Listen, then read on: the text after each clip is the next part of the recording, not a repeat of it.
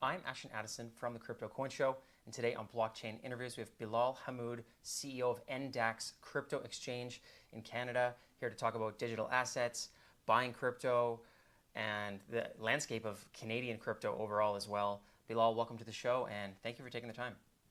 Thanks so much, Ashton, for having me. You're very welcome. I'm a proud Canadian that's glad to support Canadian crypto exchanges, and there have only been a few that have really succeeded over the years and stuck around, and it's great to see NDAX is doing that with continued growth as crypto gets more prominent. I think the ETFs and institutional adoption has really kick-started worldwide adoption, and more Canadians are waking up to the fact that they should probably have a piece of the future of money and of internet with blockchain and Web3 as well. I would love to start our conversation off with just a little bit about NDAX Exchange, what you and your team have built out of this, and what makes it unique, and then we can dive into all the latest. Yeah, for sure. Well, thanks so much for having me on your show today. I remember when we met back in, was it 2018 or 2019 in Calgary? I think it was 18. Yeah, it's been 18. Yeah, we were 7 years. 7 years. Yeah, we just celebrated our 7 years. So we started back in 2017. Really, Bitcoin and was going on a bull run there. And me personally, I've been exposed to the space for quite some time. And in 2017, when the market started moving quite a bit, we identified a pain point in the market. There was no real crypto trading platform in the market that would help Canadians bring adoption to the Canadian marketplace. So in 2017, with a mission to redefine the financial landscape, we've seen what Bitcoin is made of, and we really thought that Canada deserved to be at the forefront of that innovation of Bitcoin anyway. So me and a group of other co-founders, friends, we committed to creating a secure and innovative cryptocurrency trading platform. We registered the company in December 2017. We've done pre-seed round, so essentially friends, family, and a small group of investors came together, and we decided to start NDAX. In 2018, May 2018, roughly early June, we did our soft launch. Initially supporting Bitcoin and Ethereum. We've had a few other coins, but Bitcoin and Ethereum were the main coins there.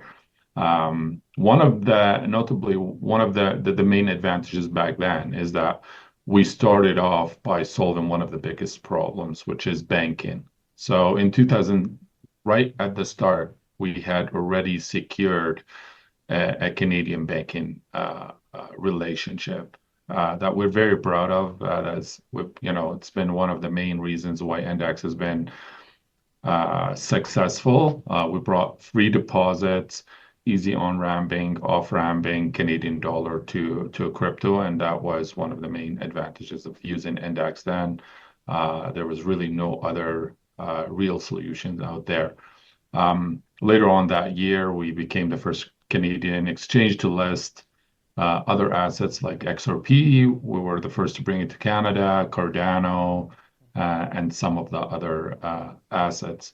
2019, 2020, we're pretty focused on being safe, secure, and tailored not to only retail but to institutional players in the space. So we were the first to get our SOC 2 Type 2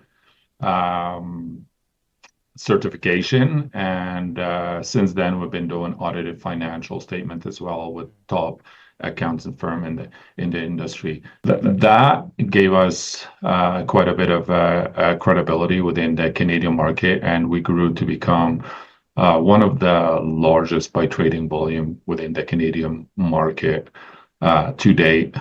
We've done over $20 billion or closer to $20 billion of trading volume on NDAX, something that we're very proud of.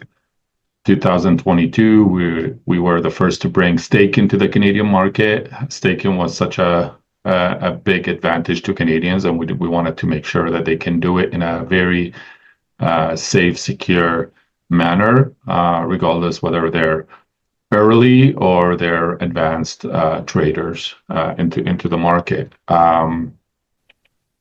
In May 2024, we went through a major rebranding. So we've changed our logo, our brand, and our slogan as well, with "Trust is the new currency."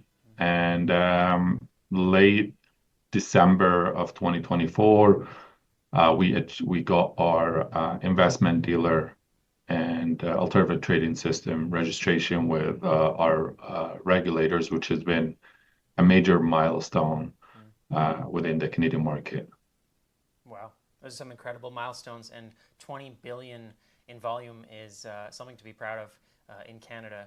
So, congrats on the success so far. You touched on a few different advantage points of having a great crypto exchange, listing other assets, which I think is important for variety. But one thing that really stood out to me is talking about the banking partners in the beginning. I've talked to some people that they keep hearing about Bitcoin and they want to get it. They're sort of afraid to go through the process of I have money in my bank, obviously. How do I get that into Bitcoin safely, and is it confusing? And do you think that is one of the major advantages or selling points of NDAX, is ease of buying the coins, or is it variety, low fees, other advantages that I haven't thought about? Yeah, for sure. We NDAX as a company, we're not just focused on, revenue and profitability. We have the lowest trading fees in the industry. We started with 0.3% when we first started in 2018. We quickly reduced it to 0.2%, and it's been if you compare us to a few of our colleagues in the industry, including the foreign ones, you'll see that NDAX is pretty competitive there. So we're very well known to be low fees. And actually, in 2024, we brought free Bitcoin withdrawals, which is another huge milestone for Canadians. So we're not just low fees, but also we're trying to bring the fees overall, and so users can really keep what's theirs in a way, and we're happy with that. So low fees, ease of use, being consumer centric. If you do a quick search on NDAX, you'll see that we engage quite a bit with our community. We listen to them, whether on the UI UX of the system or whether on listing certain coins and or bringing more features and whatnot. So definitely banking played a crucial role at the beginning stages of starting NDAX, considering that there was no real banking solution out there. So bringing e-transfers, wires, EFTs into the crypto definitely made the process a lot easier. We also wanted people not to have to think about the complexity of a blockchain and decimals and on-chain activities. So we tried to build the UX and UI in such a way that it's no different than logging into their bank account and buying a stock or something like that, whether they're buying it or selling it and sending it back to their bank account, for sure. Yeah, no, I love that focus. And, I've talked to some people that have gone to, not to name names, but one of the top American exchanges, and the fees are crazy. It's more than you would be paying for wire transfers and bank, traditional finance, which we're trying to get away from. So free Bitcoin withdrawals is a really nice touch. That's a major selling point. And yeah, I think a lot of people, they they don't realize that they're spending so much, or they don't know the percentage points. But then when they see the withdrawal fee, they're like, this is crazy. And I think some people, maybe the degens that are used to Ethereum gas fees are okay with it. But there's a lot of people getting into digital assets that maybe they're starting with $100 or 1,000 or Exactly. less, and it makes a huge difference if you have small amounts, the fees. So I really do appreciate that. And I want to go deeper into the different assets. You mentioned at the beginning Bitcoin and Ethereum, of course, that's the foundation of digital assets, but also XRP and Cardano. And in the last few years, you guys have been around a long time. There's been an exponential surge in the amount of altcoins, meme coins, and into the millions almost, at least tens of thousands that have some legitimacy. How do the NDAX team choose which crypto assets should be added, and how many assets do you have added right now? Yeah, no, great question. I think it all goes back to the foundation of, hey, we want to build a good, reputable exchange. We don't want to be building, we just don't want the reputation of we're just adding coins for the sake of adding coins to the exchange. Not all coins are made equal, of course. You've got the king Bitcoin, and then you've got a lot of other coins that come along with it. Some of them are really great projects. They're very innovative, and we like to bring those to our community, bring them to our users. At the same time, we try not to. Some other coins, we try not to add them. Wait until we get a bit of a clearance in terms of how's the community behind it, what kind of team behind it, their history. Um, uh, is the project really solving for a potential problem, or is it just, pump and dump?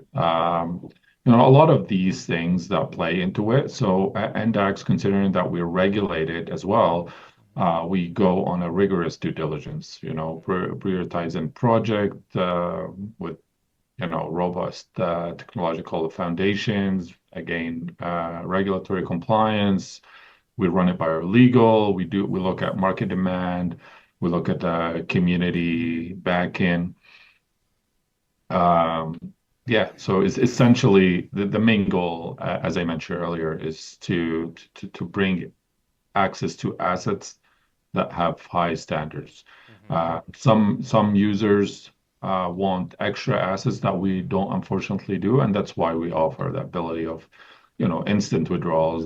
So, we've seen it with some coins a few months ago with like the TrumpCoin, right? We've got under so much pressure because some of our Canadian counter, they listed it within the first day. We did not feel comfortable with that, but then we are not in no position to restrict people from purchasing it. So we had Solana, and people were purchasing Solana and taking it to decentralized exchanges and purchasing the coin as they wish. But as an index, we took the position that it's way too early to add TrumpCoin on the exchange, and that was one of the main. Um, there was a huge market demand, but it did not meet our due diligence process. Yeah, no, that's a great example, because I've seen a lot of exchanges that I'm not sure if their focus is just trading volume revenue, but if they see other exchanges listing a coin like TrumpCoin, which you can argue about how many fundamentals there are with one day of the coin being issued, and what does it really do, and everyone lists it, and yeah, it went up a lot, but probably most of those people who bought it on the other Canadian exchanges are down because it's not a sustainable coin. So I think it was smart of you guys to be cautious, and that you mentioned the slogan of trust. I want to have a crypto exchange where you can trust all the assets, and of course you can't control the return of them, but at least you can trust that it's not a pump and dump, like you said, or something that's going to stick around and not die off in a month or a year. So I think that was the right move to not list Trump. And speaking of trust as well, you mentioned the new slogan is "Trust is the new currency." I think that's a cool slogan. I feel like a lot of people that aren't in crypto yet, that's the number one thing, because they've been almost brainwashed to the point where it's untrue that crypto is a scam or Bitcoin is a scam. And of course, in anything, the traditional stock market, there's scams, and private investing in every industry. So yeah, there are potential scams in crypto as well. But to label the entire industry as that is completely wrong. But I feel like that extra amount of trust is needed to get people in and realize that Bitcoin has huge potential. And of course, now it's not going to zero now that it's a part of the strategic Bitcoin reserve of America as well. Can you talk about the "Trust is the new currency" slogan, and what does that really mean for Canadians that are coming to the exchange? Yeah, for sure. I do agree on the slogan. I think what Bitcoin in general and what blockchain here is built on the foundation that what you see on the blockchain is what you should believe. That's where it kind of eliminate a lot of the need for um, guesswork or to trust third parties and whatnot. And on that basis, our slogan, our discourse, our belief that trust and security are foundational, right? Especially in crypto. We've seen how complex the crypto landscape and how fragile it is. It's pretty new industry. We just seen the Bybit hack few months ago, and on yearly basis, there's a lot of whether bad actors or just bad projects, bad management, a lot of these things, and that's why we believe that trust isn't optional in the cryptocurrency space. It's essential. And with Index, as I mentioned at the beginning of the meeting, since 2019, well, let's go back a little bit earlier. Since 2018 at the start, the only way we were able to secure a Canadian banking relationship is by showing that we understand finance, we understand compliance, and we can meet regulatory compliance within the Canadian marketplace and put very strict rules in place that protect the consumer and in a compliance manner. So, and then moving on to 2019, when we got our SOC 2 Type 2, nobody was doing any security certification back then. We took the lead on there, then we did the audit financial. So when we're talking about trust, we're not just talking about security of securing the exchange. It goes above and beyond that. It's making sure that users' assets are safe. There's proper segregation of assets. There are proper controls in place. And then there's a proper security protocols, regular security audits, pen testing, and whatnot. Mm-hmm. Yeah, no, well said. And with that regulatory environment, you've been talking about, checking all the boxes. Looking over at America, I feel like there's been a monumental shift with this new Trump administration on the SEC and the regulation. They got rid of all the lawsuits. It seems like they're making way for innovation for blockchain companies, which I think the industry is very happy about. How do you see the current Canadian crypto market, and do you see that same shift of like, okay, we're making way for more innovation so Canada can keep up to the US, or is it still very strict with obviously with the regulators, with exchanges, but just blockchain in general in Canada? is there more room for innovation? 100%. I think we're just scratching the surface here. I think if anything, Canada's been well known to kind of see what the US market is doing first, and then they kind of adopt afterwards. Uh, um, Fortunately and unfortunately, that kind of changed when it came to crypto. The unfortunate part is because we've had a few exchanges collapse, like Quadriga CX and Einstein, that kind of forced the regulators' hand in Canada to be a lot more stricter and come up with a regulatory framework a lot earlier than the US. In the US, they did not do that. They're like, okay, well, we're going to watch and see how the space evolve on the next 5 years, and then we're going to come up with the rules. But then that had some very bad side effects to it. We've seen the SEC,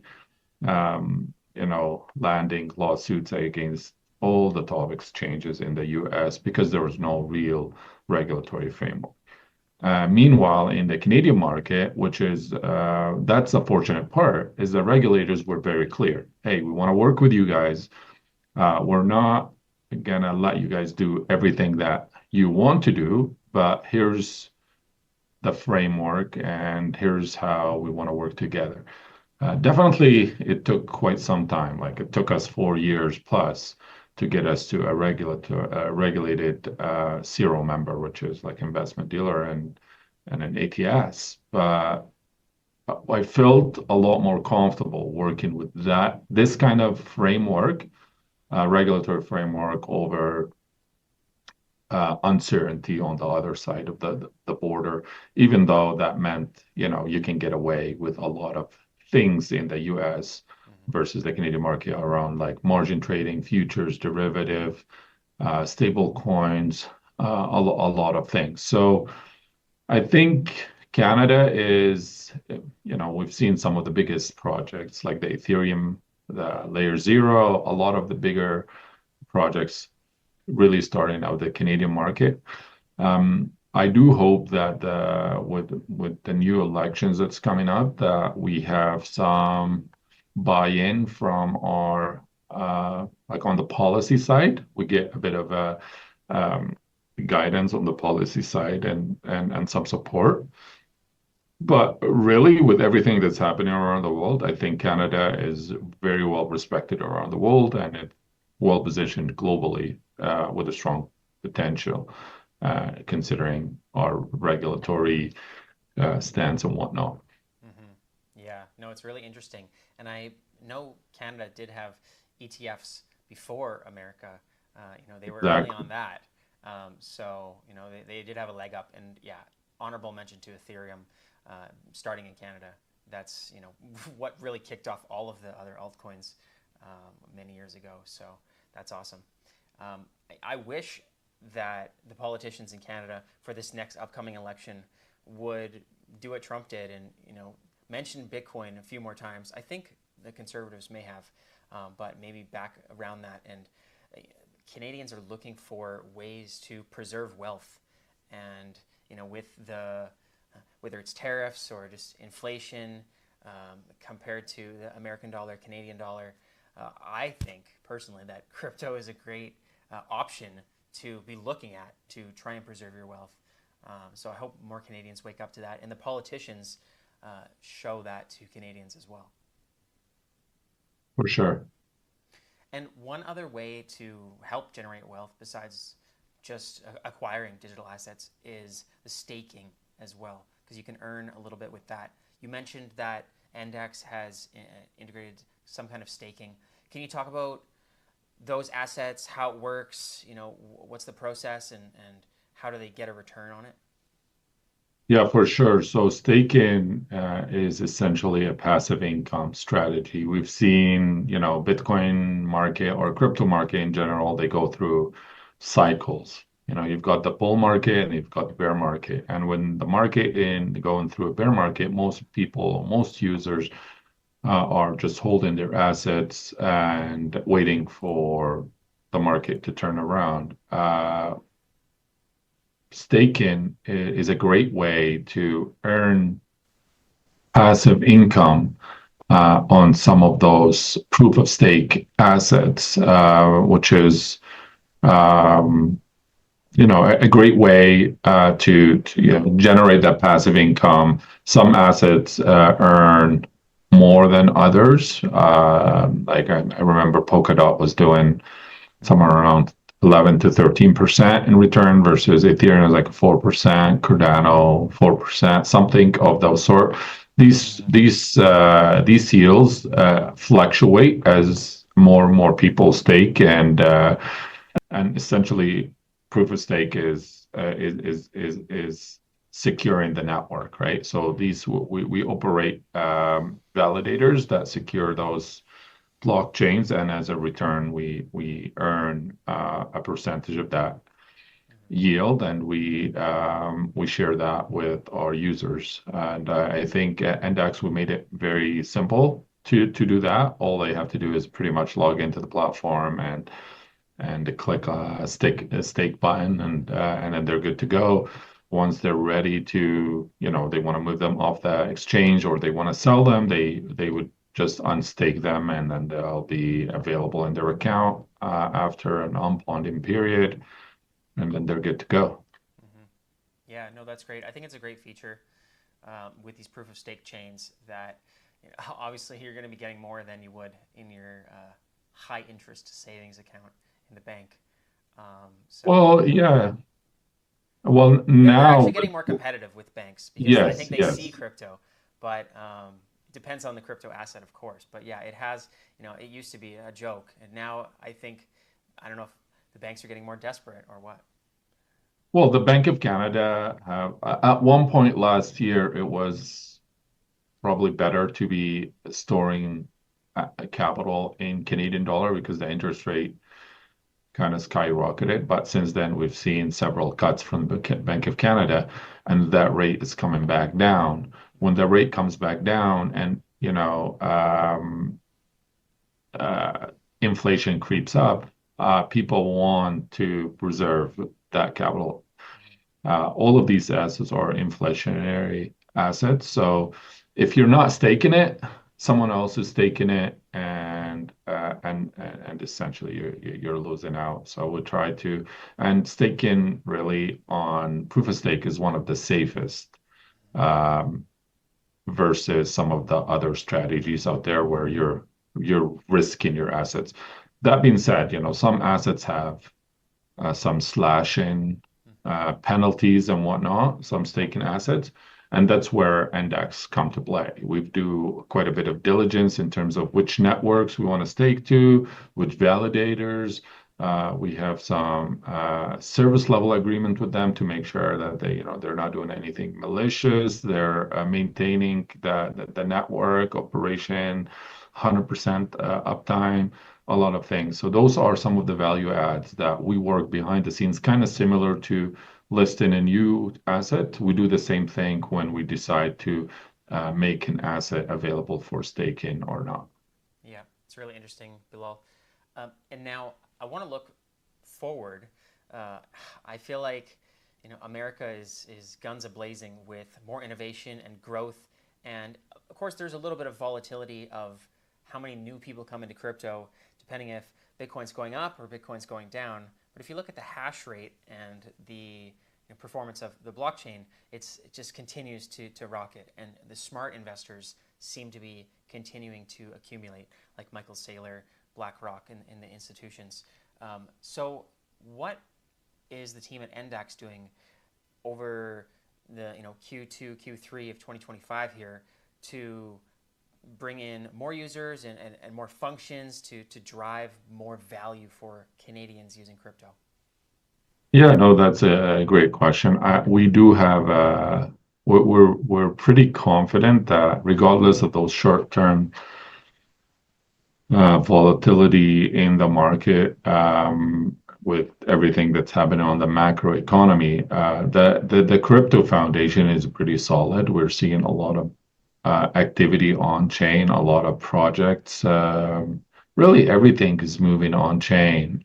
Even they're talking about moving government spending on chain. That just shows that this is really not something that you're just gambling on a whether Bitcoin is going to go up or whatnot. We've seen some major adoption from, like you mentioned, MicroStrategy was one of them, but we've seen a lot more institutional adoption coming into the space. And now with the different vehicles that's available, whether it's easy on ramping, off ramping on exchanges, or whether through ETFs and whatnot, we're seeing that activity.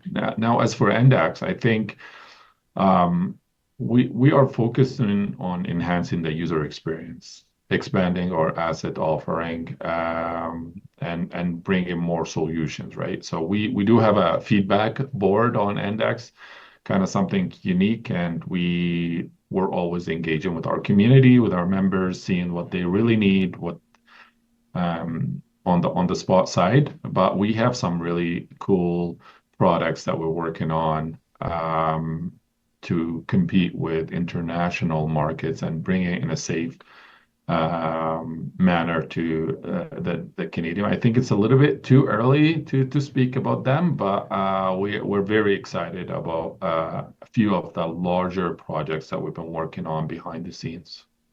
Very cool. I'm looking forward to seeing that when it does come out, and I would love to have you back on to talk more about it then and see For how sure. the Canadian landscape is evolving. For right now, what's the best way to learn more about the staking, get started trading, and follow along with these updates that you're hinting at? For sure. So I do really suggest that we have one of the largest libraries in terms of educational materials. We called it Lighthouse, part of the rebranding. If you go to our index.io, we have a markets page where you can really browse whether they're index tradable assets or thousands of other assets. We're constantly adding more functions and features to there, so keep people informed about these new coins, risks, all that. We also have the Lighthouse, which is our educational library and resources. We have our support as well, and we have that's from a resource side of things, and then we have our team is always available on social media. We're active on Twitter, Facebook, TikTok, pretty much all the LinkedIn. We also have live chat. We have access to phone number. So yeah, people can get to us. Um, we also are located here in Calgary, and we have a presence in Toronto. That being said, we are also in Toronto next month. I don't know if you're available, but we're running part of Consensus. Index is going to be there, and we welcome people to come out, visit us, and chat as well.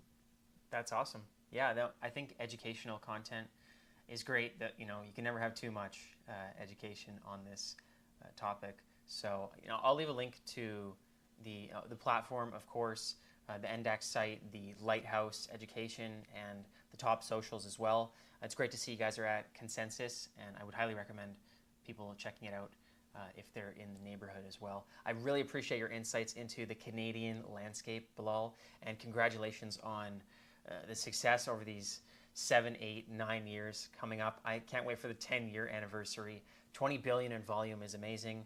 All the best to the NDAX team moving forward, and let's follow up again in the near future. Sounds good. Thanks so much for having me, Ashton.